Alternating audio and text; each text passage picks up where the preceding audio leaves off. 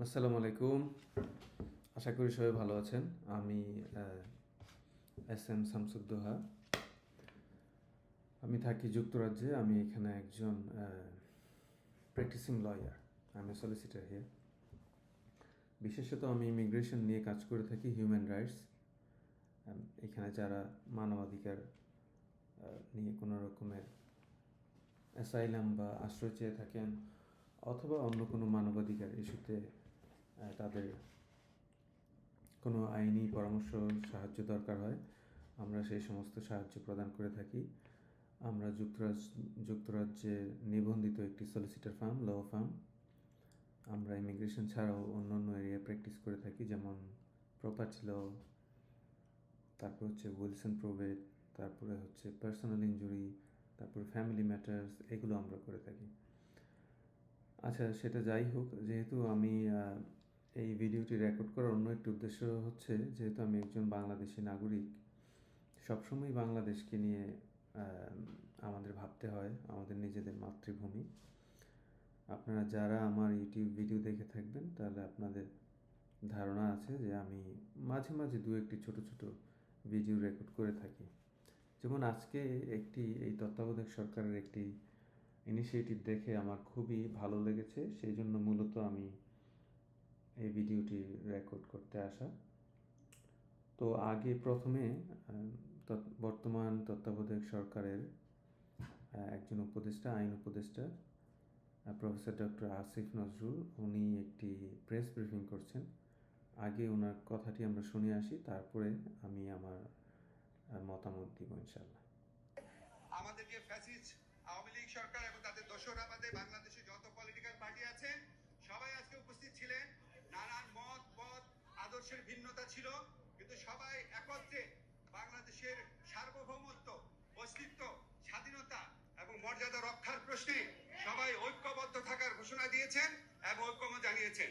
ওনারা এই সমস্ত আমাদের এই সভাতে যেই সমস্ত বিষয়ে ঐক্যমত প্রতিষ্ঠিত হয়েছে আমি একটু পড়ে শোনাচ্ছি আপনাদের। প্রথমে ভারতে যে বাংলাদেশ বিরোধী বিভিন্ন তৎপরতা চলছে, বাংলাদেশের উপ হাই কমিশনের হামলা, বাংলাদেশ বিরোধী প্রচারণা, বাংলাদেশের অভ্যন্তরীণ ব্যাপারে হস্তক্ষেপ, এসবের তীব্র নিন্দা জানানো হয়েছে এবং ভারতের এই সমস্ত পদক্ষেপের বিরুদ্ধে বর্তমান সরকারের যে আত্মমর্যাদাশীল এবং সাহসী ভূমিকা, তার প্রশংসা করা হয়েছে এবং সরকারের সাথে সলিডারিটি প্রকাশ করা হয়েছে। তবে একই সাথে সাথে ভারতের এই সমস্ত প্রচারণার বিরুদ্ধে সরকারকে আরো শক্তিশালী ভাবে, আরো বেগবান ভাবে এটাকে অ্যাড্রেস করার কথা বলা হয়েছে এবং এই জন্য প্রয়োজনীয় যে প্রবাসী যে আমাদের বন্ধুরা রয়েছেন, অন্য রাষ্ট্র রয়েছেন, বন্ধু রাষ্ট্র, তাদের সহযোগিতা, প্রবাসীদের সহযোগিতা, আন্তর্জাতিক সংবাদ সংস্থার যে সাংবাদিকরা রয়েছেন তাদেরকে এই দেশে ডেকে নিয়ে আসা, এই ধরনের নানান পরামর্শ দেওয়া হয়েছে এবং আমাদের কমিউনিকেশন স্কিল এবং ইন্টারন্যাশনাল লিগাল স্কিল বাড়ানোর পরামর্শ দেওয়া হয়েছে।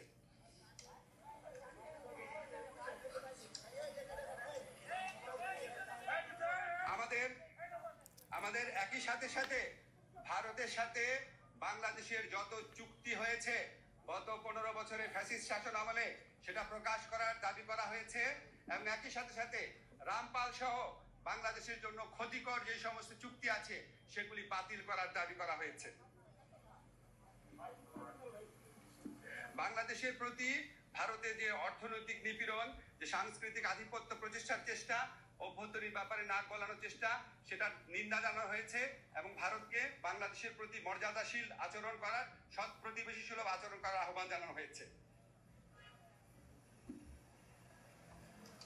আচ্ছা, আমাদের এই পরিস্থিতি মোকাবেলায় ভারত বাংলাদেশ বিরোধী যে বিভিন্ন প্রচারণা চালাচ্ছে, এই পরিস্থিতি মোকাবেলায় সকল সম্প্রদায়ের মানুষের ভূমিকার প্রশংসা করা হয়েছে এবং সাম্প্রদায়িক সম্প্রীতি যে কোনো উস্কানির মুখে অটুট রাখার প্রত্যয় ব্যক্ত করা হয়েছে।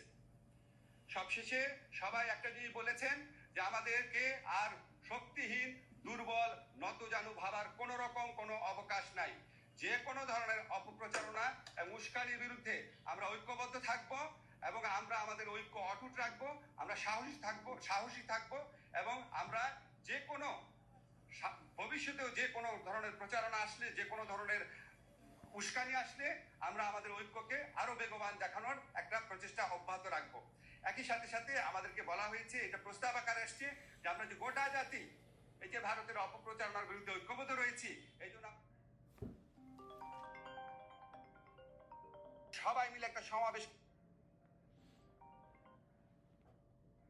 আচ্ছা, আমি ওনার শেষ কথাটি থেকে শুরু করি। সর্বশেষ যেটি আমরা শুনলাম সেটি হচ্ছে বাংলাদেশকে দুর্বল, নতজানু, ছোট রাষ্ট্র, হীনমন্যতা এই ধরনের কোনো কিছু ভাবার কোনো অবকাশ নাই। সর্বদলীয় রাজনৈতিক নেতৃবৃন্দ এসেছিলেন তত্ত্বাবধায়ক সরকারের সাথে দেখা করতে। তারা এই কথাটি সরকারকে, বর্তমান কেয়ারটেকার গভর্নমেন্টকে তারা জানিয়েছেন।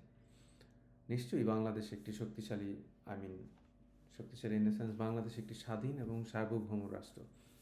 অন্য যে কোনো রাষ্ট্রের মতোই মার্কিন যুক্তরাষ্ট্র হোক অথবা যুক্তরাজ্য হোক অথবা জার্মানি হোক, আপনি যে কোনো রাষ্ট্রের সাথে কম্পেয়ার করেন, France, Spain, Italy, India, Pakistan, Bangladesh, Australia, বাংলাদেশেও তেমনি একটি স্বাধীন এবং সার্বভৌম রাষ্ট্র। আমরা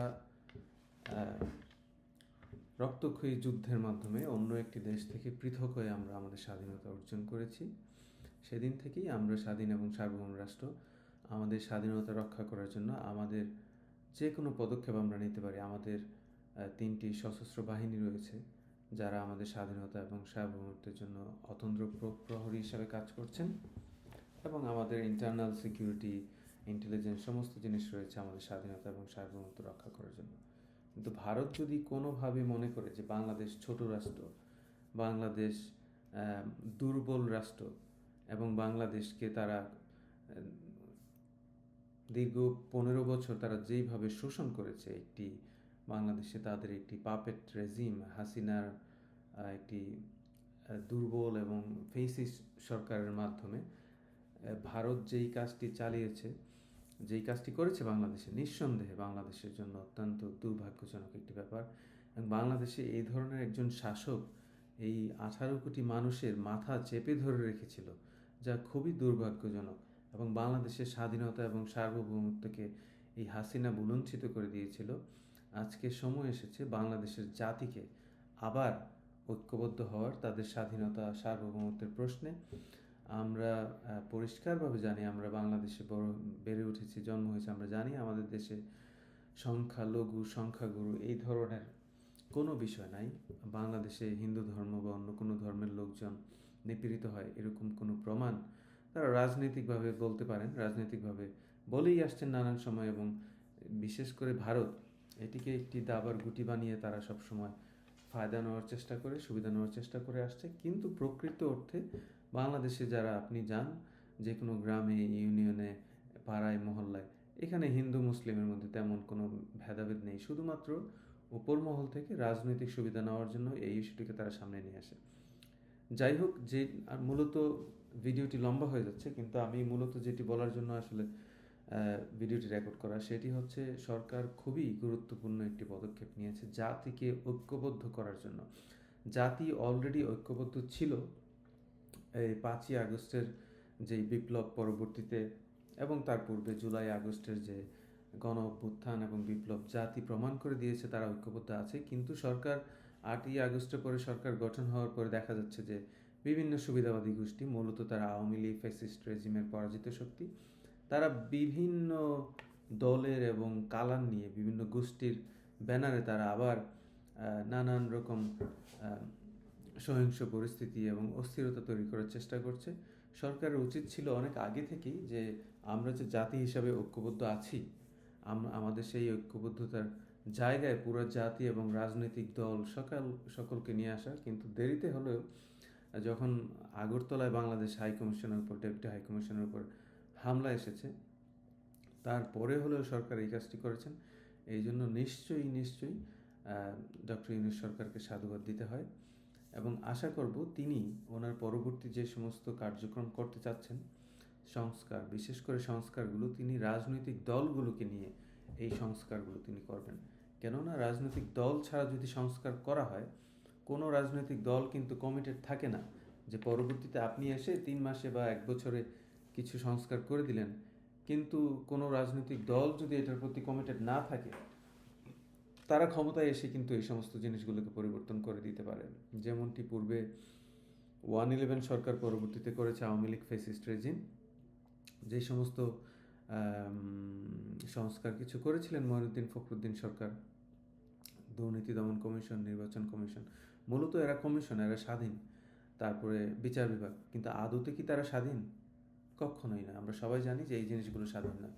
তো এই জন্য সংস্কার দরকার, কিন্তু তার চেয়েও আগে যে জিনিসটি দরকার সেটি হচ্ছে রাজনৈতিক দলগুলোর কমিটমেন্ট, তাদের ঐক্যমত্য যে আমরা এই জিনিসটিতে কোনো রকম পরিবর্তন করব না, আমরা স্বেচ্ছাচারী হয়ে এই সমস্ত কমিশনগুলা, সরকারের এই সমস্ত প্রতিষ্ঠানগুলোকে আমরা নষ্ট করে দিব না, আমরা আমাদের ক্ষমতাকে পাকাপোক্ত করার জন্য অথবা অন্য কারো দলের বা ব্যক্তির কোনো স্বার্থ উদ্ধার করার জন্য আমরা এই ইনস্টিটিউটগুলোকে ব্যবহার করব না।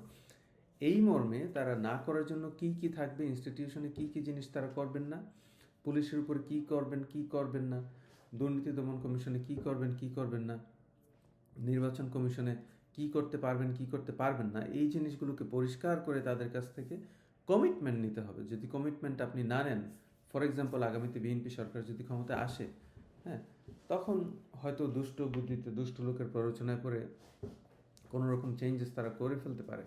তো চেঞ্জেসগুলো যেন না করতে পারে সেই কমিটমেন্টটা রাজনৈতিক দল থেকে নিতে হবে, এবং কিছু সংস্কার তারা করে গেলেও তাদের কাছ থেকে কমিটমেন্ট নিতে হবে যে অন্য কোনো রাজনৈতিক দল যদি ক্ষমতায় আসে এই সংস্কারগুলো বাকি যেগুলো রয়ে গিয়েছে এগুলোকে তারা বাস্তবায়ন করবেন। আমি মনে করি এটি হবে এই কেয়ারটেকার গভর্নমেন্টের অন্যতম একটি সফলতা। তো ইনশাআল্লাহ ভিডিও লম্বা করবো না, অন্য কোনো দিন অন্য কোনো এক ভিডিওতে কথা হবে। সবাই আমার জন্য দোয়া করবেন আর সবাই ভালো থাকবেন। আর ব্যক্তিগতভাবে কারো যদি কোনো ইমিগ্রেশন বা যুক্তরাজ্যের আইন বিষয়ক কোনো রকম পরামর্শ দরকার হয় অবশ্যই আমার সাথে যোগাযোগ করতে পারেন। আপনারা সবাই ভালো থাকবেন, আগামীতে দেখা হবে। আল্লাহ হাফেজ।